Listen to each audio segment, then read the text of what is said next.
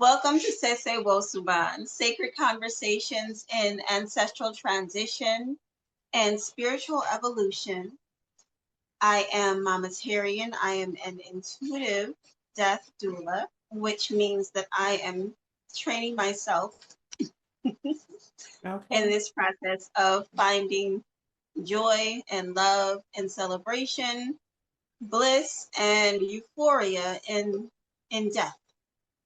Something that we always have in the room, but we don't always like to talk about. So we're going to talk about it. Yeah. And I am joined by my dear urban goddess, my sister, my little sister, Okay, sometimes little little sister. sister, my grandma, my mama, my auntie, all wrapped into one. And of course, the dark goddess, Osaranga, Mama Osaranga, as she is also affectionately um, referred to as. So today we are going to discuss some things. We were just talking about how this is just going to be kind of an open-ended conversation. So tell me everything you know about death. Go. Yeah. All I'm just right. kidding. I'm just kidding. Spotlight. Are you just kidding? Okay, I want to say hot seat. ah, I love your personality.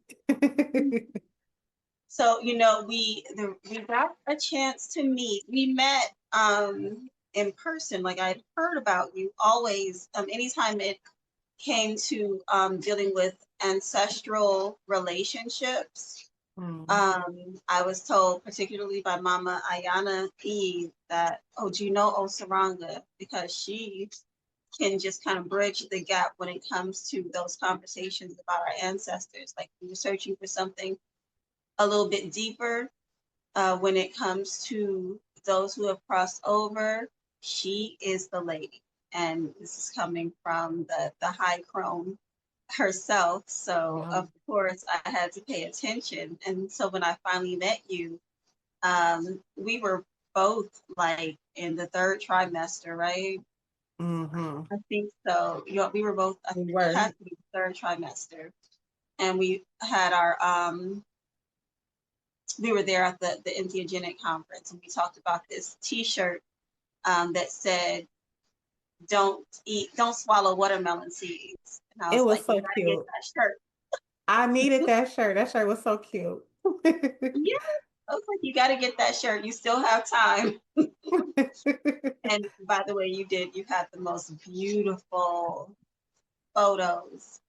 You just really were showing a representation of how the dark goddess does motherhood, Mm. steps into motherhood. So that was just a beautiful thing to see. So I feel like I met you right on time.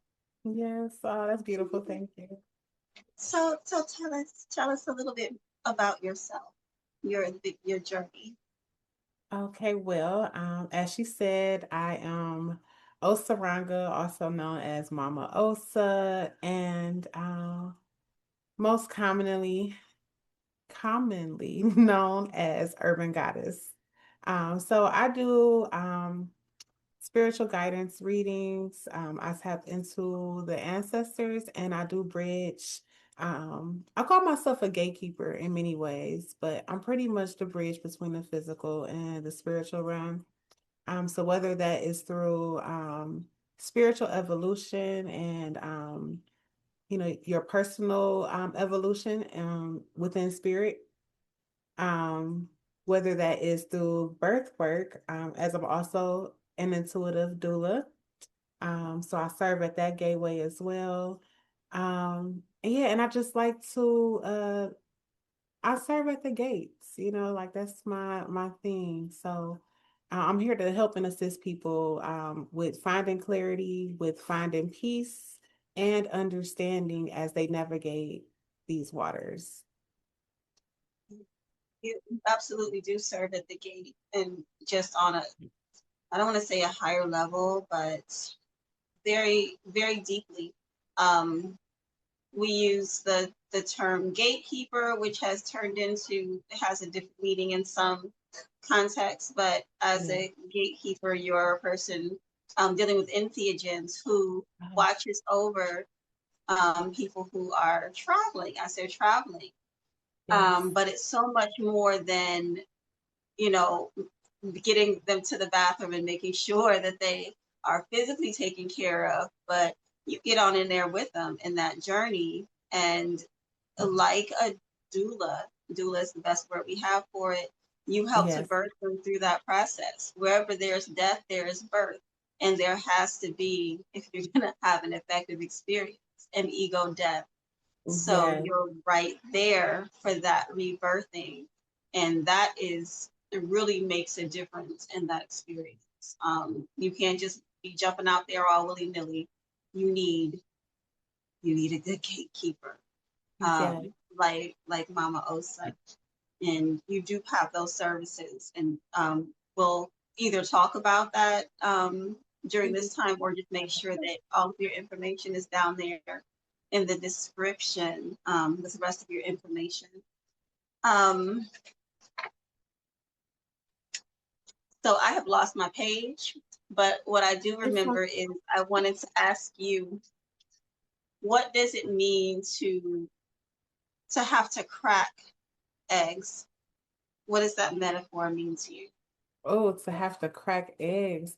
I would say that would be cracking the ego. That would be the process of breaking the exterior barrier that was meant to protect the fragile life force inside of it and cracking it open to allow that light in. That's the first thing that came to mind. Okay.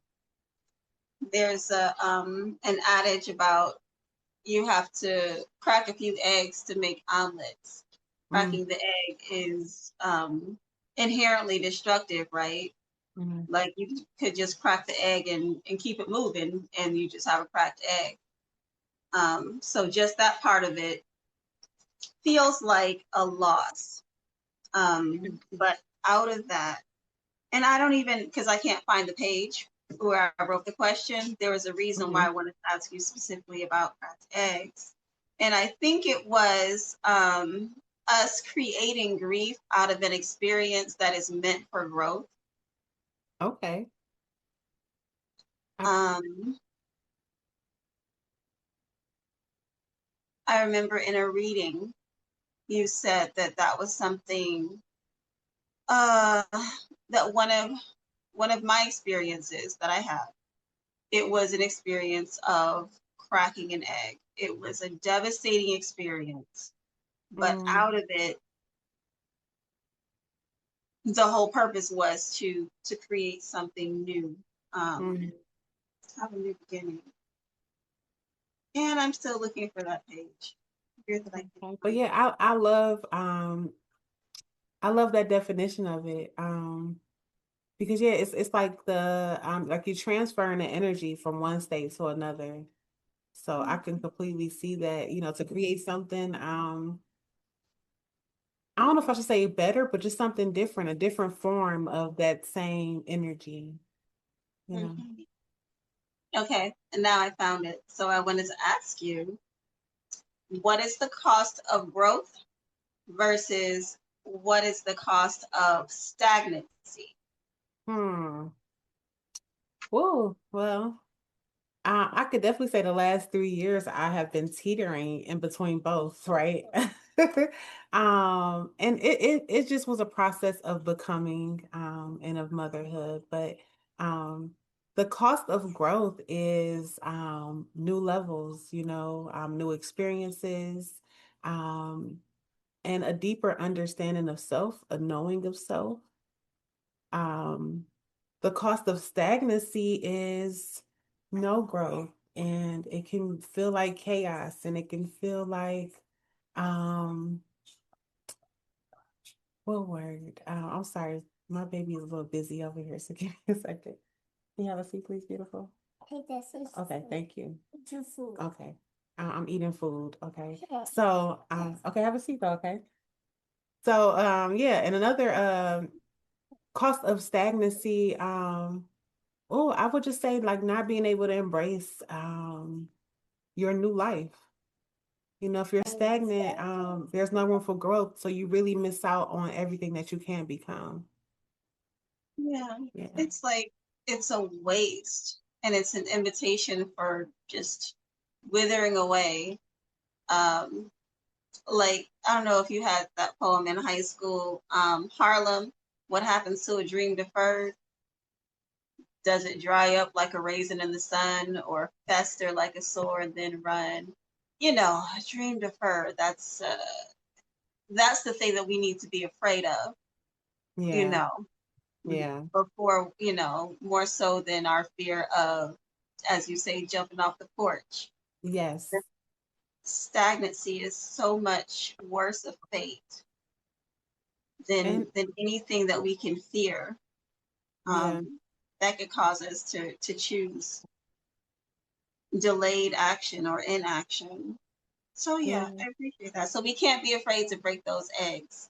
No, we cannot be afraid to break those eggs. Mhm. No, we Um, are a lot of times walking around mourning eggshells. mm. And that Mhm. is honestly one of my biggest fears is like to not be able to become all that I'm supposed to become before that transition date Yeah, greets me, you know, like I don't want to like the dreams deferred, like I don't want to take those dreams to that next life without making it actualize here in this lifetime. right. So it's Especially motivation at the same time. when you get to be privy of experiences that you've had in other times and things that you were able to accomplish, things that you kept with you, things that you still are dealing with now. Like having that information, you want this to be the last time.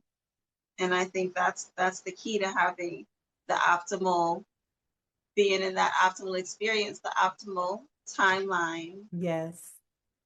So, what effect do you think grief can have on our intuition?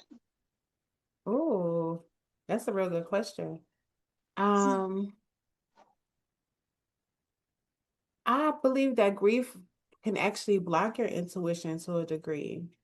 Um, I say it's layers to your intuition, you know. Okay. Um, but with grief, with us holding on to grief, we can't necessarily hear our intuition as loudly. You know, that pathway and that channel was kind of clogged. So we question ourselves. Um, we may be able to hear some of it, but not in depth. You know, it can have the discernment a little thrown off too.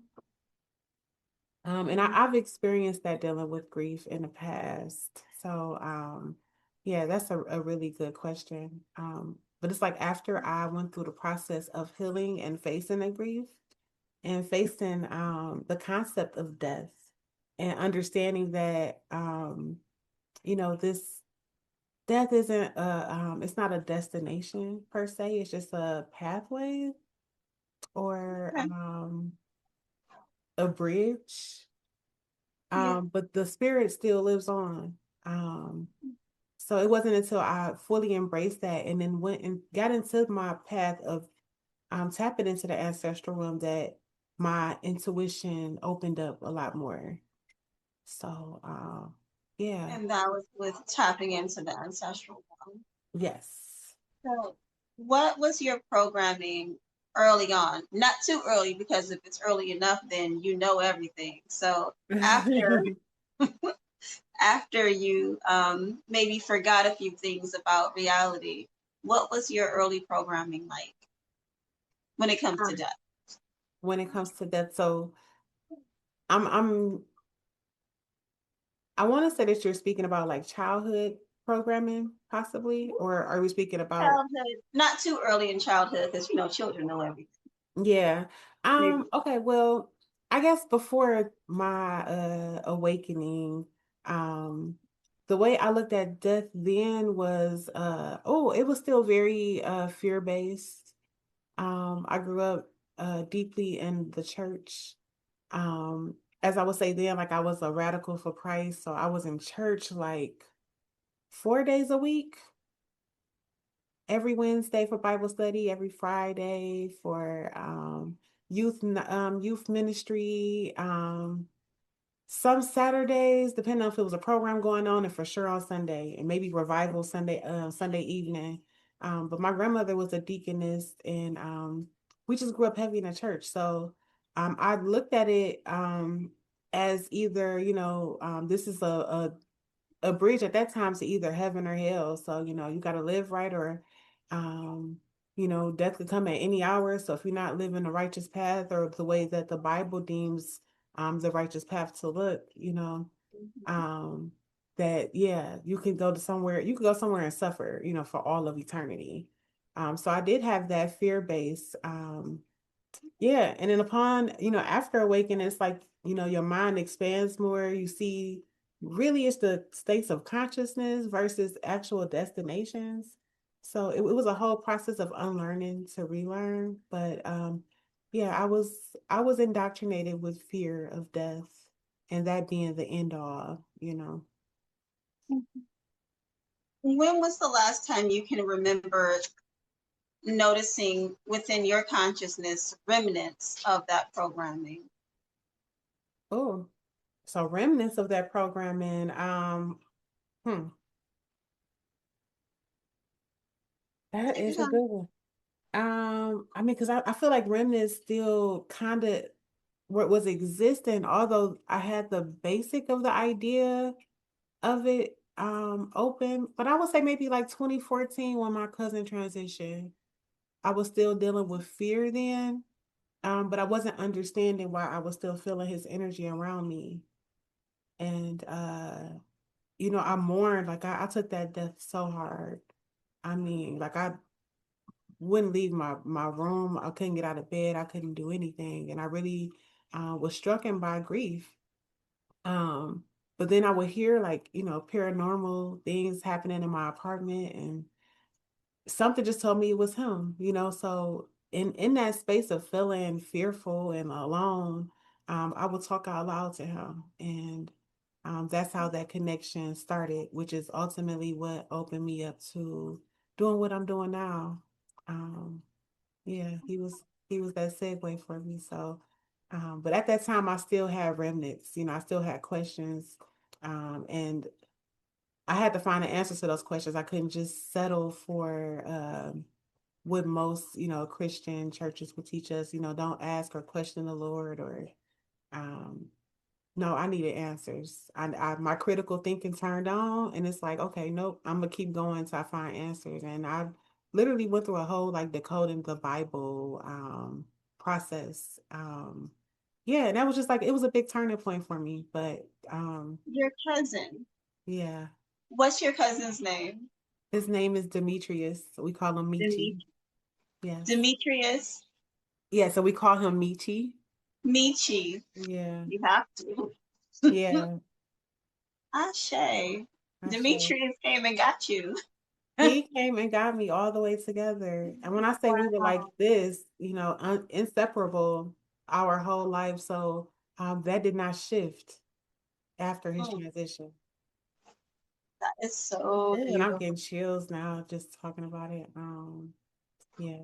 I mean, you never had that kind of experience and connection before that, right? Like With the that. spirit realm? No, not with the Like spirit realm. I'm in your closet, I'm making noise. You know it's me. And this causes you to get on a whole different trajectory and have a whole different kind of You it know was a what? When I deep. was younger, I did have experiences like that, but I was always fearful.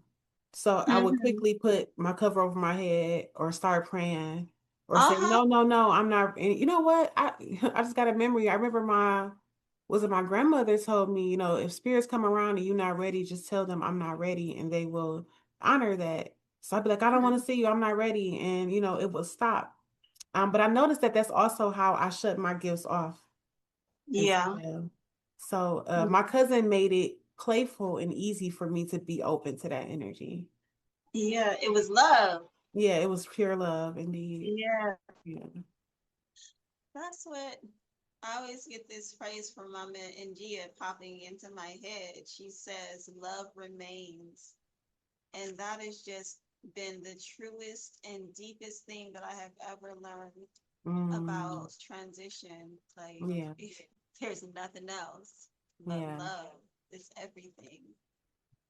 Mm. Gosh. Thank you for sharing that. I don't think Um, if I've heard that before, I didn't hear it mm, before.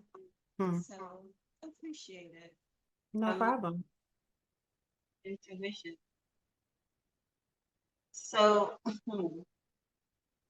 that brings me to in our community, I know we've definitely seen examples of people, especially mothers, continuing to mother across dimensions. Mm-hmm. Um, one person, one of the first people that I experienced doing that was Mama Samara, and I look forward to you meeting her some kind of way, because she was very interesting. And Mm, so when you do come across her energy, I'm really looking forward to that. And Mama Shu is one of the first examples that comes to mind. All of the work that she does in this realm is about doing for her child. yes, Um, in another dimension, Jacoby Ross, like he just put her, like your cousin, on a yes, whole different trajectory. And everything that she does is about her children. yes. Now she has three sons who are ancestors, and Mm, she just continues to build and build. yeah, it's like And a she catalyst shows for us her. what grief can do if Yes, it does have, if that's the word that we're going to use. yeah. But I guess we could say what you can do with the love that remains. Mm. Um, anyway, And it's amazing for too, us how that how death opens up for those portals. your insight and impressions on what it means to continue relationships across dimensions, because you work with people and you work with their ancestors. So in your experiences, what is that like? What have you learned from I love it so much. I want to say, it? So as we were saying, how do you help people to forge new new ways of relating to each other from across dimensions in the work that you do as a, oh, what would you call yourself? Some people would be, um, oh, go ahead. a spiritualist, diviner, um, yeah, I think both of those words are probably the most simplest terms. Of bringing it all together. But I utilize my intuition and tools such as my pendulum or my cards to tap into spirit. And when I'm in that realm, if an ancestor comes through, they will let me know exactly who they are, based upon like mapping through my body. So like if it's a masculine energy, I'll feel it on my right hand side, a feminine energy on my left hand side. I feel like a toothache inside of my bone. So usually like at the top of my arm, it'll start with like grandmother, and then the next step down is mother, next step down could be self or higher self, and then like sister, friend, child going down.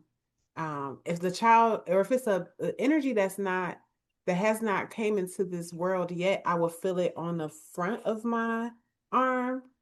So that's how I know if it's like a boy or a girl coming in, or a spirit that's in somebody's aura. Um, Okay, depending on if it's the masculine or feminine yep, on the side. masculine or feminine side. Okay. Um, And by the way, masculine is the right and feminine is the left. yes. Yep, so I'll gauge it that way. And usually when I feel like that toothache in that spot, I sit with it for a minute. I'll feel the energy, but that tells me who it is.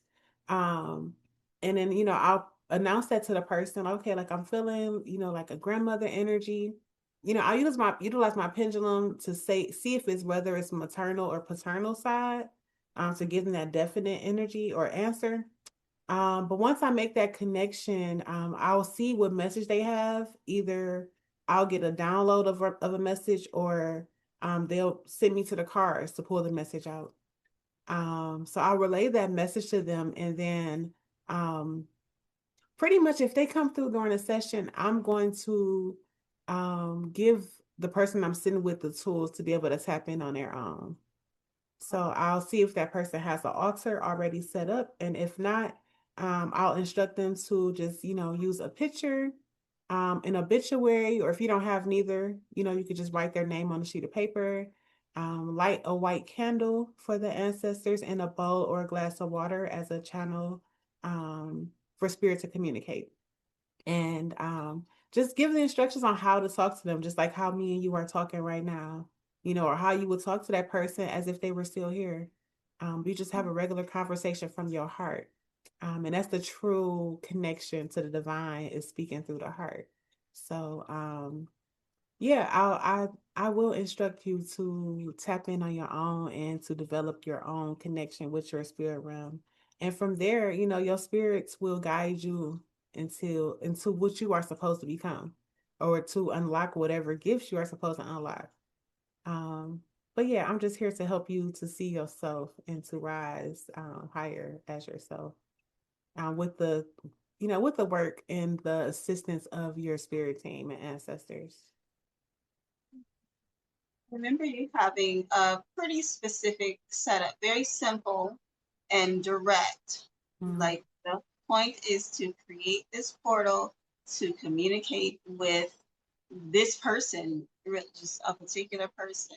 Mhm. Bobby Shangi had a really simple altar setup too, just white cloth, glass of water or a bowl of water, candle, boom. Mhm. And yours is like that still, and also the picture as the representation of that ancestor. Yes. And this is something that you would maintain just throughout, or just for the sake of communication. Like, how do you recommend? So yeah, that's for the sake of communication and just having your own sacred space to go and commune, to tap into your intuition, and just to hear what your ancestors have to say.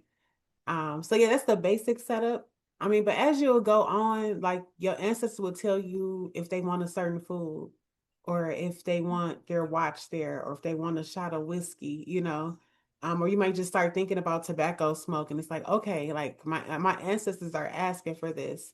So the altars get more elaborate as you go on, but to start, it's so simple. But yes, that's the way to communicate when you need guidance. And I wouldn't just you like call on them for that guidance. I would make it a daily practice of just communing, of giving thanks. Thank you for the day. Protect me, watch me, guide me, give me direction, and watch them work in your life. But the ancestors want to be acknowledged. They want to be called on. So definitely calling them by name, and inviting them into your space. And I mean, you will literally feel it open up. Um, Yeah, so yeah, that like we communication. want to be acknowledged and we want to be called by name. And Mm-hmm. Mm, we are social beings, and that doesn't stop because we go over to another realm. right. And definitely don't want our energy to be pulled on by this energy of sadness and regret True. and guilt. Yes. You know, so we have to be careful what it is that we're going to be feeding them something. We want to Mm-hmm. be careful about what kind of energy that they're being fed, and Yeah. what we feed ourselves too. Yeah. True. And what do you do, by the way, with the food? Once the food consumed, and what happens with it? Like, say if there's something to drink. So the way I know that the food has been received is that the food will become very hollow. So it'll still have its like exterior form and shape, but the inside of it will be completely gone, you know. So I'll let it sit there maybe for a couple of days, maybe like 3 days, or whenever my candle is done.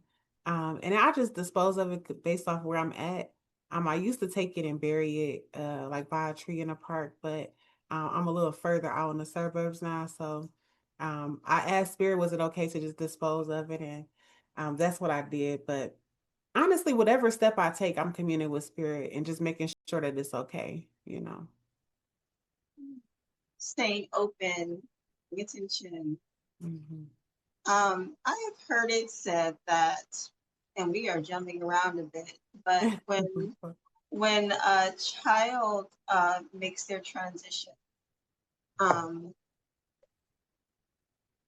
they are not they're not necessarily aging at the same rate that they would, or growing at the same rate that they would in this realm. How Yeah. does that work?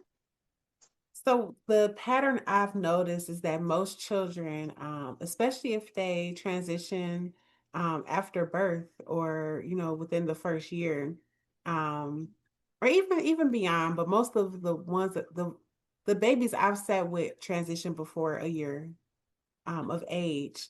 But in the spirit realm, they come through around the age of like 7. Um, Even if it was a fresh transition, like their spirit is a Yeah. 7-year-old child. So I don't know what the connection is with that, but I know that that's a pattern. That's how they come through. So they're already like a little matured. Yeah, Um, yeah, but they're still a child. So yes, I know that 7 is considered to be one cycle completed.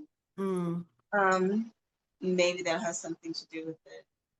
maybe. I never thought to sit with the number 7 and in the age of 7 to see, but yes, that resonates with you saying that cycle completing. So I feel like it's just that next phase of life they already in the spirit realm. Such interesting things. And then, sometimes they may not even be born, like they come to just experience what it's like to be in a womb, or to send a message, or things along those lines. Mhm. It's really fascinating. It And is. those are the ones that really get our attention because it's very unexpected. Like, that's not the way things are supposed to go.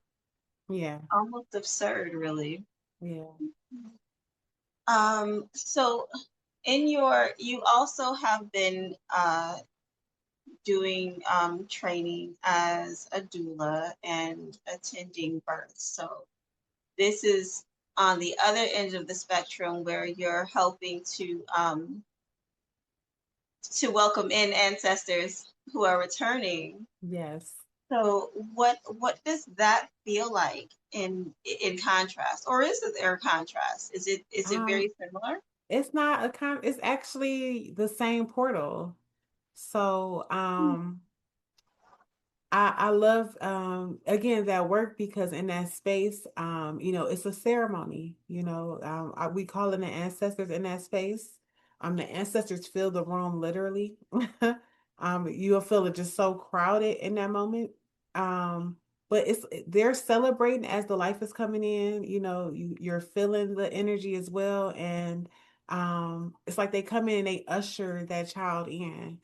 So yeah, it's like, the same, it's a portal of birth, but from the aspect of what we would see as death or the ancestral realm, but being birthed from that realm into the physical realm.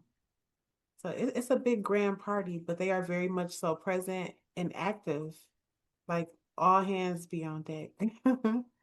And it fills me up so much to be in that space and to feel that, and then to even see the mother, feeling it, or even the family, whoever's in the room, like you can't help but to feel that presence. And that's what makes it so sacred and so beautiful. So I love it. So this was the bottom line that we were talking about earlier that I wanted to pose to you.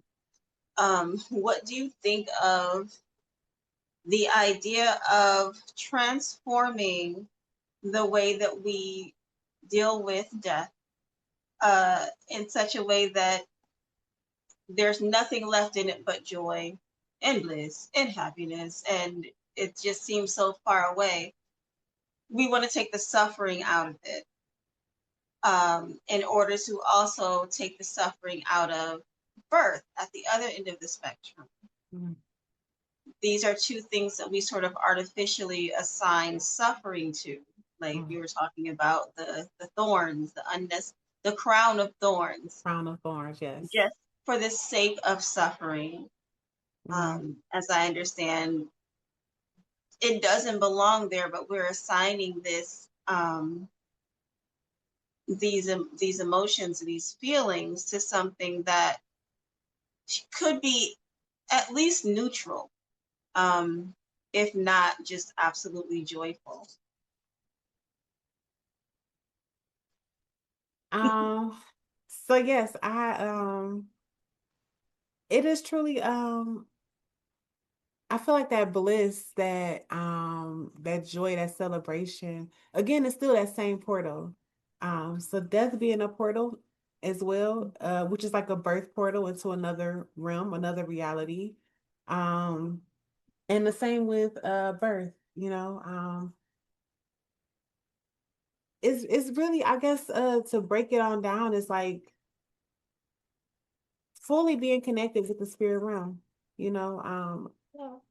My interpretation of what I feel of it is like and I'm sorry I'm getting thrown off a little bit.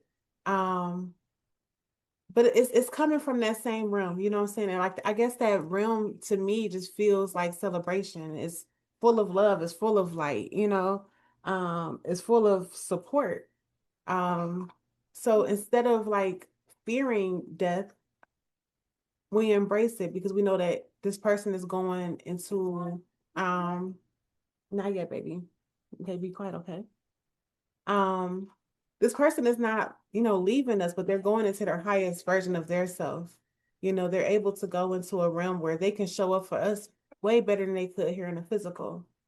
So it's really a celebration because now you are becoming this supreme being, that you always have been. But now there's no barriers, there's no human restrictions blocking you from that.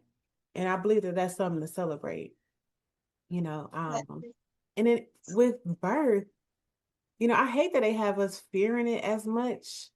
Because I feel like in the past, it was always celebrated, it was always calm, it wasn't traumatic, it was peaceful, it was a ceremony, it was sacred. And Yeah, the way that the new world is and this Western medicine where it's a business, they're yeah, trying to force it and it's just traumatic on the body, it's traumatic on the mind, it's traumatic on the psyche. right. Um, And so that this kind is of what defeats the purpose. it defeats it for sure, Yeah. so it puts We're you in this fight of, medicalizing birth and we're medicalizing death. yeah, Hmm. listen, all for coins, which is very sad when this portal, this entryway is meant to be celebrated on both ends, Yeah. so It's sad, but it's also temporary. Like this yeah, is just one of many systems that have to go. yeah, it has to, and I'm And happy you out here we doing the have good to, work. yeah. And we are doing the work and we are helping each other to adjust accordingly. So we can get with Yeah, the old vibration. yeah. Um, you've talked about souls evolving once they cross over. What's an example of that? Like how do you know and how does that work? um hmm. So what I have experienced with like sitting with a client who has a ancestor who recently transitioned over, they usually come back very like remorseful, like wanting to clear the air. They want to identify things that were left unsaid, emotional blockages, um, and knowing, in the waking life, right? Like we face these things head on to release that energy, those energetic blockages to tap into our higher self. So that work does not stop when they go over on the other side. Um, and I believe every spirit with the work they do and how long it'll take is individual.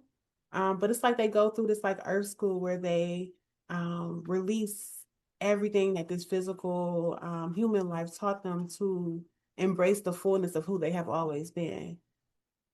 So yeah, they truly evolve into something better. But as soon as they leave, though, yes, that it is still that attachment to the physical realm and the physical emotions and traumas Okay. or whatever. Yeah.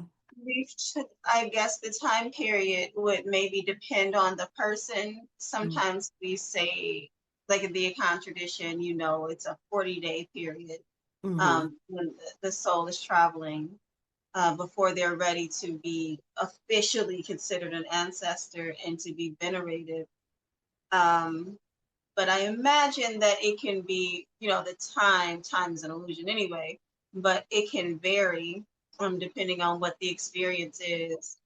What is, for example, like someone who crosses over and then they're a descendant master? Hmm. I would say that is someone who was already on a path of ascension, somebody Mm. who has done the shadow work, done experienced the ego death and was fully operating in their fullest potential. So they may have been great teachers or paternal figures for many in this waking life. But when they transition, they are still that teacher. And the ones that come to mind are the ones who show up for many people, like they'll show up in many people's dreams, or in their mushroom trips, which is again, the mushrooms is just a vehicle to get you into this realm, that same realm. We have different vehicles to take to get into the spirit realm. Um, but yeah, once you are in that space, it's like they come and they're still teaching, they're still guiding. And we know these people had higher purposes to help with the collective. So those will be the ascended masters that I see. I wonder how many of those people we know, like, because I'm thinking of people oh, I dreamed about such and such, such and such. I wore this because such a, me too. Mhm. I've been minding my own business, getting like, I got a reading about my career path, and in comes, I don't know if I'm supposed to say who, but like, oh, hey, some. Okay, thank you for that information. Mm-hmm. Yeah, they um, still here to guide us. Still here to guide, still working, still teaching, Yeah. staying staying within the community and doing the work. Like Mm-hmm. that's commitment. The work That is like continues. some kind of a commitment. Yeah. Yes. So appreciated. I don't know why I felt like, I'm not gonna say any names, but it was just a really funny thing. Like, oh yeah, such and such has something to say. I will say that it's because we brought up the subject of entheogens. And Yes. Yes. and it was like, yeah, you need to stop. That was the message. Like, Mm, oh, okay. Or take a pause. mm. I was told to take a pause until such time that I see that person, and then I can go back in. So fun times. Um, so yes, it is. It's about that time. Yeah. Um, yeah, we're not gonna, we have jobs. We have first jobs, number one jobs, and Yeah. we honor all parts of our lives here. So I am looking forward to more conversations with Mama Osaranga, the urban goddess. So let's talk about what you got going on, because you have a very entertaining and enlightening show that is going into its third season. Yes. My favorite thing to do on Friday night. It's like the thing that I look forward to. Yes. So this show is called Cousins in the Cosmos, and they are my cousins too. Oh yes, we are I all love the cousins. family. Okay. We have our arms wide open for you.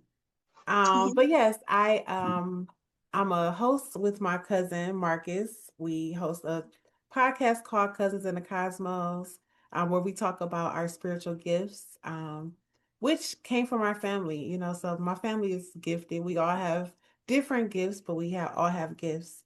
And yeah, we came together to do this podcast to talk about that, talk about our family, talk about our perspective with what we have experienced, or just everyday interactions, given the spiritual perspective of that. So that is season one premieres on, what is today's? I don't know the date, but this upcoming Friday. um, Yeah. so I don't know when it's airing. Dang, I But wish check I us knew what day out that was. on Friday Cousin the 8th. Friday, May Friday the 8th. 8th. Yes. So Friday, May 8th is the premiere of season three. And Mhm. I'm just so excited. We have two seasons down. It's been so fun. So much Please catch up on the information. first two seasons. It is a good time. Like I Yes, get it is. my little popcorn and something to drink, and I get ready for Cousins. I look forward to it like it's TGIF. So they Listen, have we have talked. fun. They've done crossover shows. They have talked about their own personal journeys. They've talked about celebrities in some cases, just Yes. for illustration purposes, not to be nosy or anything like that. But it's very, like I said, entertaining and also enlightening. And also you have done some readings, some live readings on, Yes. yeah. So it's a good time. I'm gonna make sure that's in the description below, and also the Garden of Urban Goddess. Yes, so I also have the Garden of Urban Goddess, which is on my YouTube channel, Urban Goddess, or on TikTok, Urban Goddess 88, across all platforms. But that is me sharing my intuitive downloads, and giving direction for people who are new to spirituality or new to their path, um, from my perspective. So kind of like a guideline, a step. Um, to tapping into self, to truly understand that your mind is a garden, and that when seeds are planted, and they water it and take time, they bloom. So it's all about planting seeds within the mind and watering those seeds and watching yourself evolve into this beautiful garden of your own. Oh yeah, you do it in real life. Erica Badu, bring me water, water for mine. Yep, that's Yeah. about right.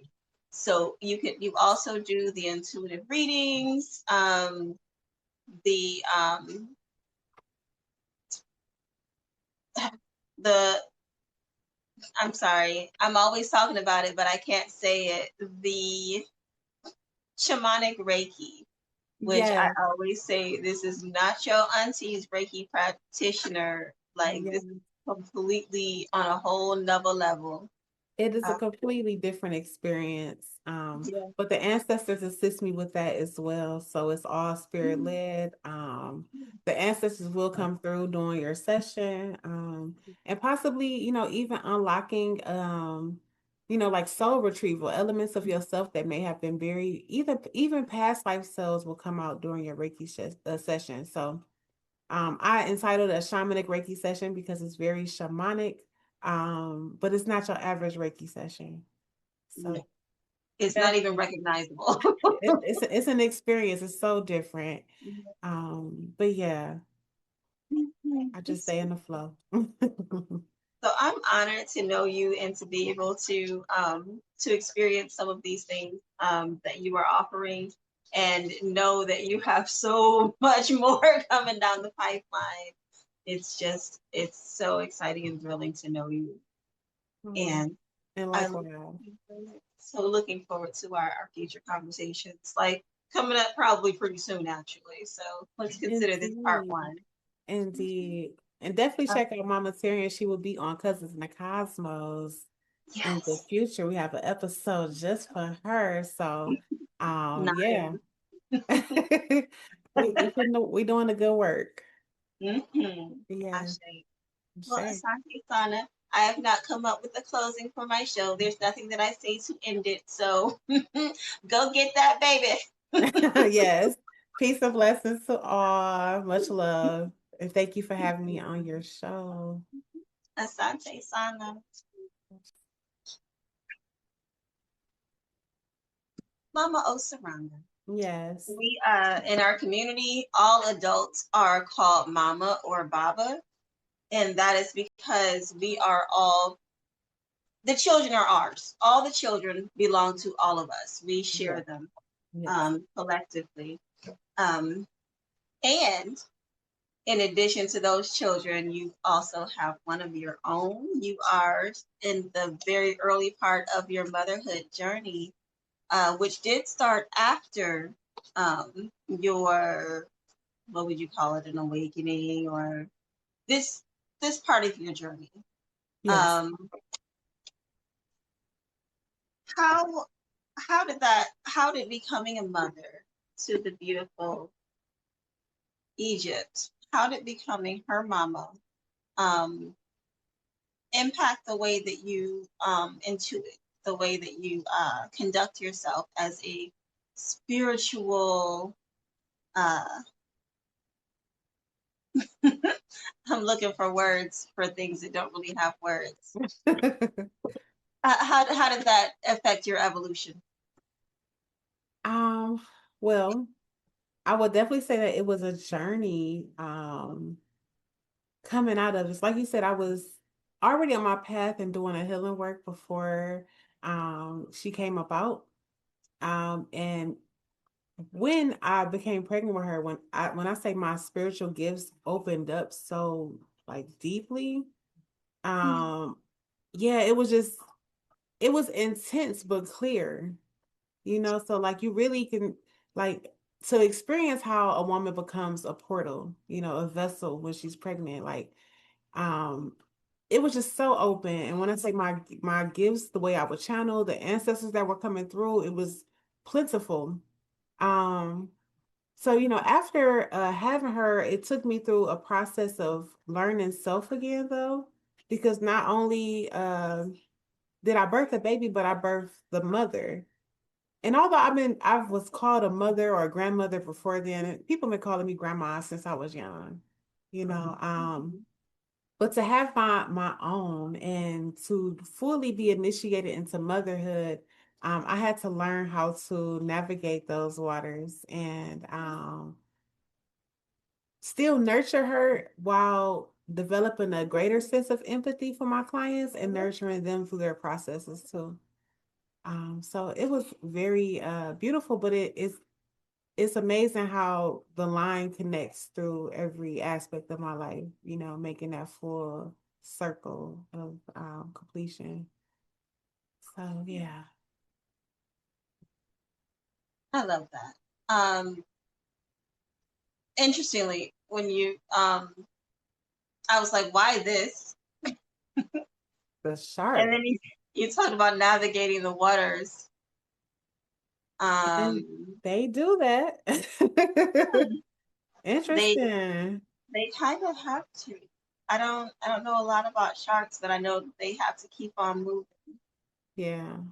I don't know much about them either, but now I'm interested. So Mhm. hmm, I'm here for that. Yeah, I normally do. It's supposed to be two cards, but I just got one. Okay. Hmm. Well, yeah. And what do you wish more people understood about death? Um,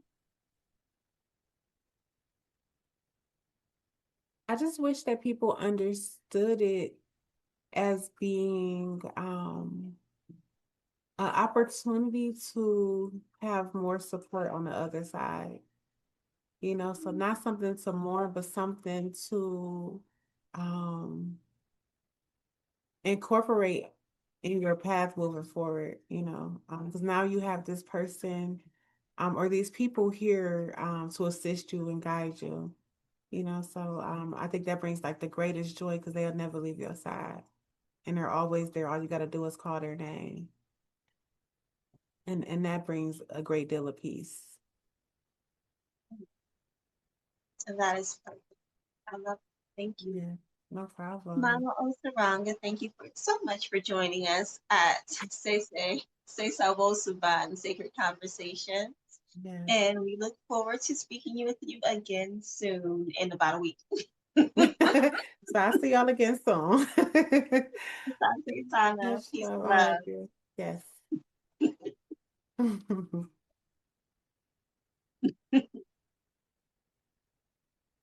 More appropriate ending. Yeah. So